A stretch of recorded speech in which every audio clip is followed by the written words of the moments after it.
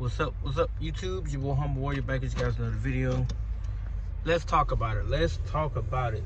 So last night the Washington Commanders did defeat the Detroit Lions 40, I think it was 45-31, something like that. Jayden Daniels was amazing last night. The arm, the legs, the decision making, the poise, all the above, everything you could think about a franchise quarterback being, he was that last night, and then some in a hostile environment like Ford Field in Detroit. The reaction, like media-wise, was that of shock. A lot of people was in disbelief, as was myself, because I figured, Detroit would pummel Washington, send them home, and they'll be marching on to face, Philly or the Rams. But it didn't happen. Commanders jumped out early. They got a pick six for a touchdown. They played with great balance, rushing the ball, throwing the ball. A lot of guys got involved in the passing game. Some of it was not even deep shots. The McLaurin touchdown was a screen play. Brown got involved. The tight end made a big catch on I think a third down conversion late in the fourth. And they played a very, very well-rounded, team-oriented game last night. Now, the point of this video is that people on Twitter, they just can't seem to get enough of talking about Tua. He's like, even when he's not even on the TV screen, he's going to get mentioned in some facet, form, or shape, and it's pathetic. Last night somebody posted Daniels in his first season in the league in the postseason is 2-0, or he's won 2 games. Tua in 5 seasons in Miami, he hasn't won a playoff game. Now let's put that into context. Tua's first year in Miami, they didn't even make the playoffs. This ain't got nothing to do with him. He was a rookie. He played 9 games, and the only game that they wanted him to win, the Buffalo Bills beat them 56-20. They were clearly a much better team than the Dolphins. Clearly. Fast forward to the second season. They get to where they have the same situation, except they draft Jalen Waddle. They actually go this time, I think they went 9-8 because they ruled out 7 in a row. They already got eliminated by the Tennessee Titans during that season, late in the season. So they done made the playoffs the second year. His third year with a new coach, new regime. They do make they didn't make the postseason, but Tua was injured. They lose to Buffalo 34-31 with Skylar Thompson, who's now a Pittsburgh Steeler. His fourth year in the league, they make the postseason, but they go to Kansas City and play in one of the coldest games. They played in one of the coldest games afterwards. They played in one of the coldest games probably in postseason history. And did Tua have a great game? No. But did the team itself have a great game? No. And they lost 26-7. Then this past year, because he got hurt, he missed out. They got eliminated by the Jets, which they were gonna get eliminated anyway because the Broncos had beat the brakes off the Chiefs. So no matter what, they were never gonna get in.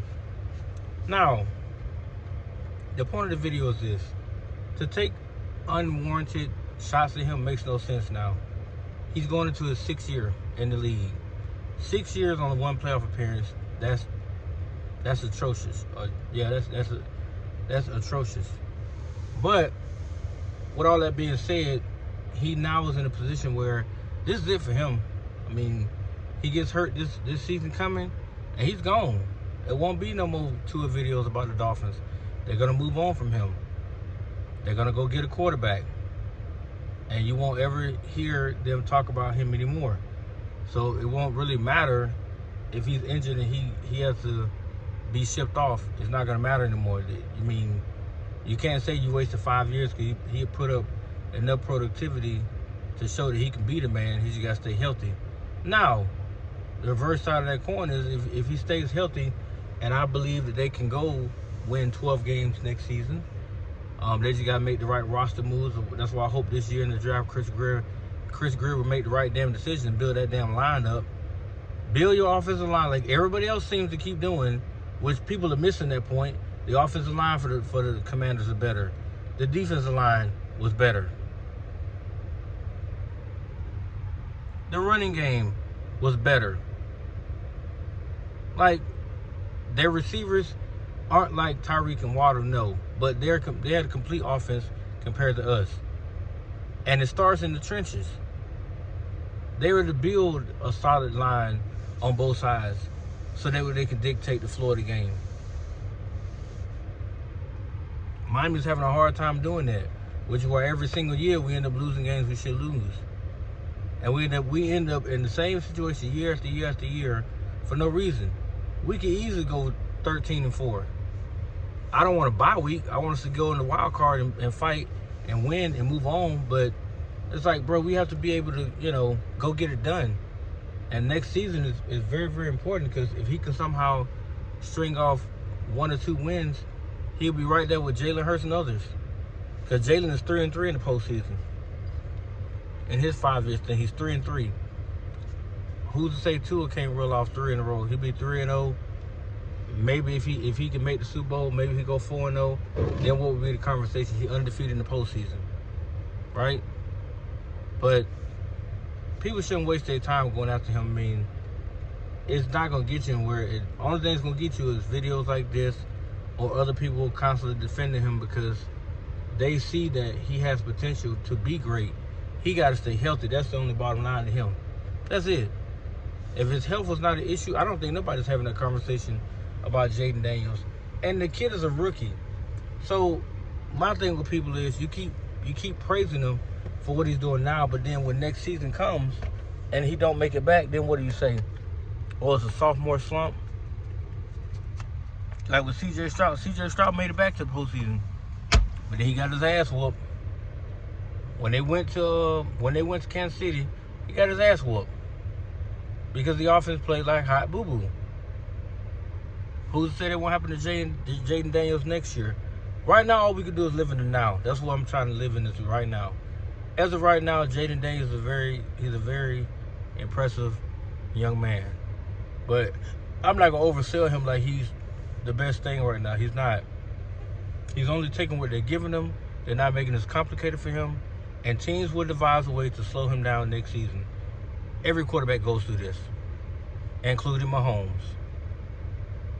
So to sell people this whole notion about, well, he can keep doing this.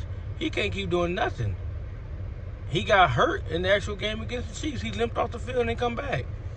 So that's a clear warning sign that nobody's outside of the target range for the NFL. So pump your brakes on Jayden Daniels, guys. He's doing great. He's about to play in the NFC Championship game, which is something that most rookies can't say they've done as a rookie quarterback. But he can now say that. Now, if he wins this game, he'll be in the Super Bowl. But we cannot sit here and overhype this kid up because next season, they're going to devise a way to slow him down completely. And then what would be said then? Because you're not going to live off that Super Bowl run that you had the year before. You're only going to do that for so many days or so many weeks and months. And then once the Commanders fall back to normal and they're losing games and he's at the head of the stick, you're going to be taking your shots. And it's like, for what? This is growing pains of the league. You win some, you lose some, right? But you're supposed to develop, mature, and overcome eventually. That's what I want for Tua. Develop, mature, and overcome this. I actually will give him 4 years because his rookie year, he didn't really give much of a chance. He played 9 games. And from there, he's just been trying to get through this. But I think he'll come back a lot better. I think that his year as a whole was disappointing. But I'm going to make a video about that myself because I really wanted to go into some stuff about what he was able to do and how he looked to me. But this whole comparison thing has to stop. It don't make any sense. Jayden Daniels is a whole rookie. Tua is a 5th-year player. Now, if you want to compare apples to apples, Compare Jaden Daniels to damn Caleb Williams. He's blown Caleb Williams out the water. It's not even close. The only other person I can think close to him was Bo Nix. Because Bo Nix made the playoffs. He did get to the wild card. Even though he lost, he still made it there. Caleb Williams didn't even sniff the playoffs this year. So we should start there before we go to jumping or trying to beat another quarterback down that's already in the league. We should start where they are as a class versus comparing them to classes 4 or 5 years old. That's stupid as hell. But that's my 2 cents on the guys. Let me know what you think in the comment section. I'll be interested to know. I mean, like I said, I'll be doing another video on Tua in the coming weeks, or actually coming days, because I do want to talk about his season and how I thought he did. But that's enough of that, guys. Like I said, I gotta go do this little shopping real quick, and see you guys on the flip side, man. Peace.